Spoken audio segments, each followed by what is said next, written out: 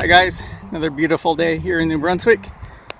Today is another car related video, so those of you that are subscribed to my channel and enjoy watching my project stuff, once in a while I'm going to throw in just regular car repair, maintenance type stuff. I have many hobbies and interests, and this is one of them. So this is my 2016 Ram. I've got a burnt headlight. I believe it's the high beam because it's on the daytime running lights. So I've changed these before. I put silverstars in here a few years ago, not long after I bought the truck. And I remember just before I did it, before I do any real work on a vehicle or on anything really, I try to do a bit of research, read manuals, websites, YouTube videos just like these. And I remember when it came time to do the work, I saw a lot of the websites and YouTube videos showed guys taking the entire grill off and all this work because one, they were scared to scratch stuff, which I'm not that nervous about scratching things, but I've done this before and you don't scratch things. But it was a lot of work taking half the truck apart, which was ridiculous. Really all that's involved is there's a screw down here, or a bolt, there's a bolt at the top, and then there's a clip that holds everything in, and the light just slides out. So I figured I did find a website or a video or something eventually, and I was able to do it, but it was a little difficult to find in the sea of doing it the wrong way. So I figured, well, not the wrong way, but the maybe more elaborate way. So I figured I'd make this video for those of you that are just looking for a quick, easy way to make this change.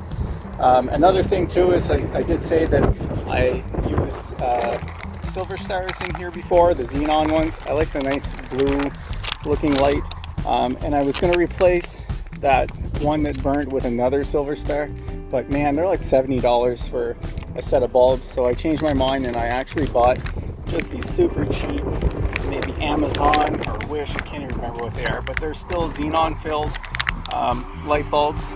So I figured it couldn't hurt to do a 2-in-1 where we're actually going to review these lights and see how they work. First I'm going to throw it in there. I'm going to see if the color matches, but it's not something I'm going to film. It's just going to be my eye in the nighttime. I'm just going to take a quick look and see if it looks the same. But if they're xenon filled, I see the lens is blue, which I think it is. Can't see here. Yeah, so the lens is blue. You guys probably can't see that. It's just peeking out of the foam there. And usually xenon with the blue lens and the silver tip should look about the same. I made sure it had the same number of kelvins or whatever they are that measure the light power. So anyway, I'm going to get those swapped in there. Sorry for the long rant before, but I'm going to take this out now. So just to recap, we're going to pop the hood.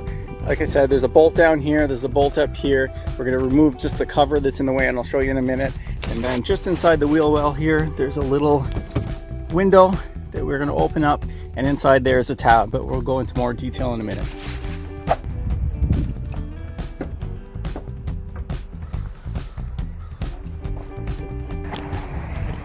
Okay, so first thing we're going to look at is this radiator cover, shroud, whatever that is. And actually, before I start, I'm just going to show you the tools you're going to need for this. So we've just got a little 3/8 ratchet with the infamous 10mm socket. We've got a 12-inch extension, and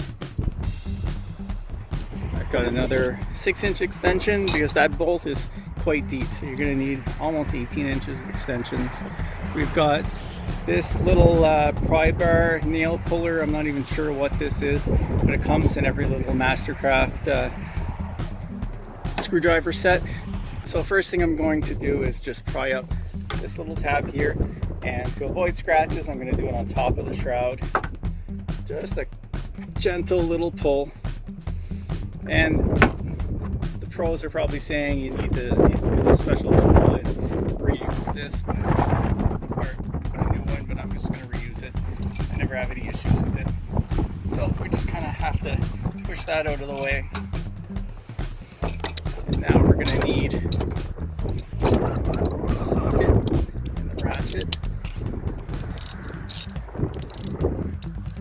And before I get in there, this is the part that a lot of people have trouble with, or for what I've read on forums.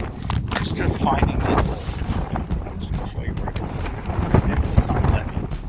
So this is just, this is where the headlight is. We're going to follow the seam up to where it meets the grill. And we're going to take a peek, and you can see it right down there. I'm just going to hit the focus again. So it's right there. So I'm going to get that loosened up now.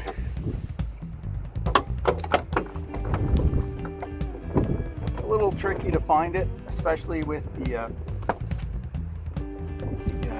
extensions I'm using are the wobbly type, which are great when you need wobbly, but I should have just found some good ones.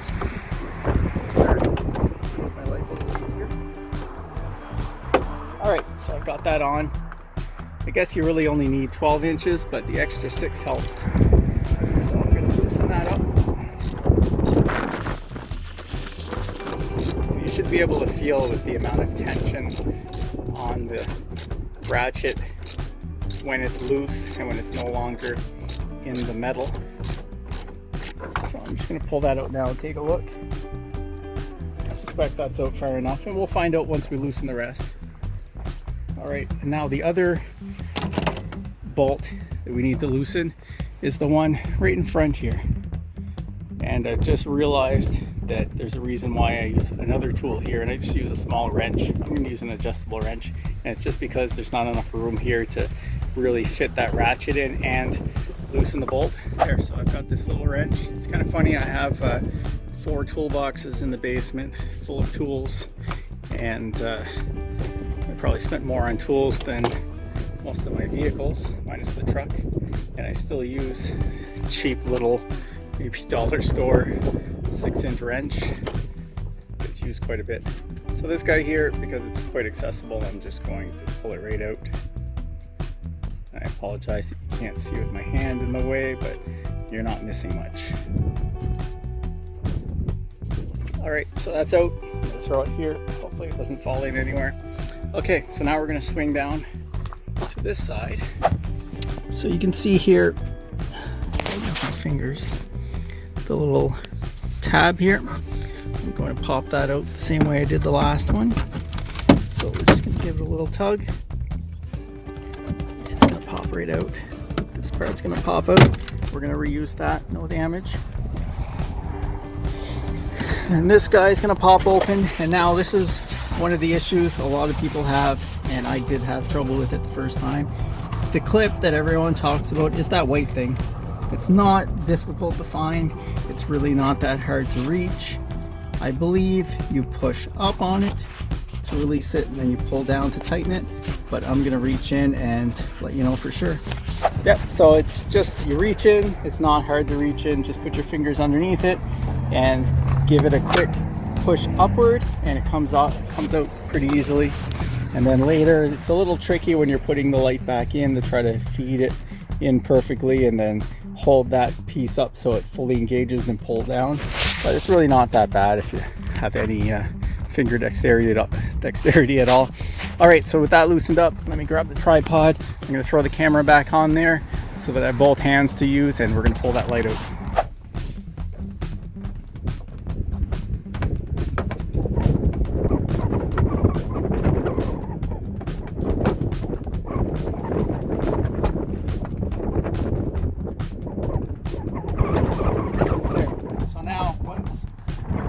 Up enough and that latch is released, the light is going to pop out from the side, and this is why you don't have to take off the grill.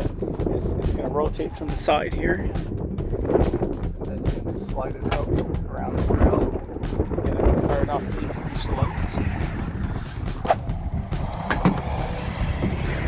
just going to rest it gently on the plastic here so I don't scratch the light. Now the one I have to change is the top one here. Pull that out, pull out the old bulb, and this bulb is still good. It's just the stock bulb from the factory that I put back in temporarily until I could order in these other ones.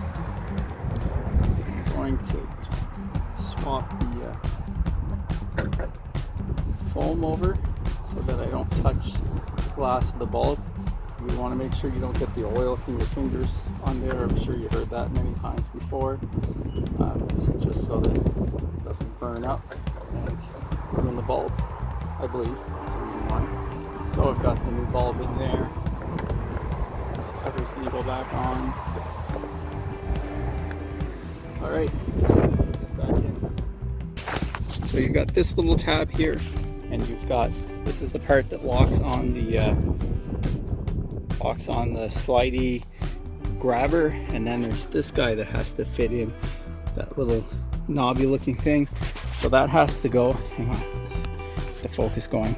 So this part has to go in that hole. So that guy has to go in that little hole. So that's what we're working on now. And then here you can see the little slider that you deal with. And you can see it's in its open position. Now once we get that light in place, we're gonna put down, and that's what's gonna lock it. So we're gonna push it back up. And like I said, it's a good idea as you're pushing in to give it a good push up to make sure it's not falling down again.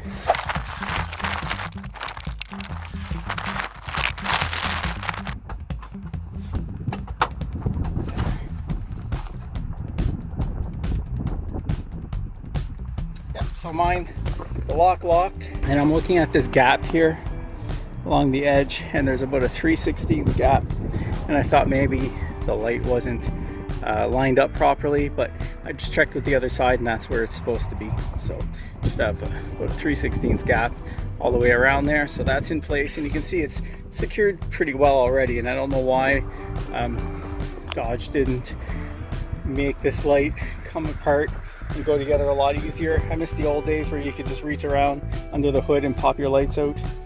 Oh, my old 91 Civic was like that. All right, so now we're gonna tighten up those two bolts and wrap this up.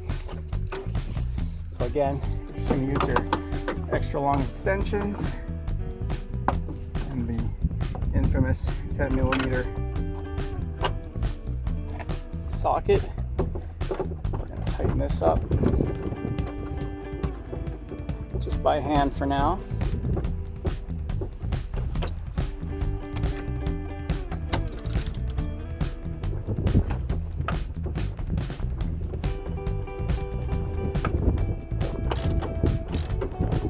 Okay, so that one's tight.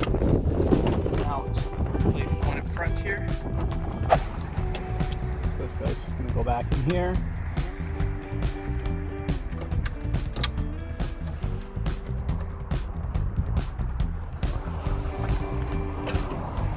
Use our fancy dollar store adjustable wrench.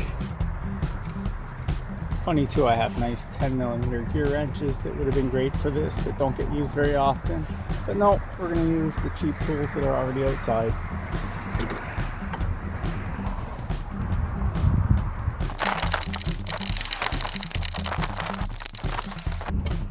There, that's tight. So now we're just going to lay this cover back down, line up the holes. This little plastic thing just slides if the hole doesn't line up right. Put that in. That's done. We can close the hood.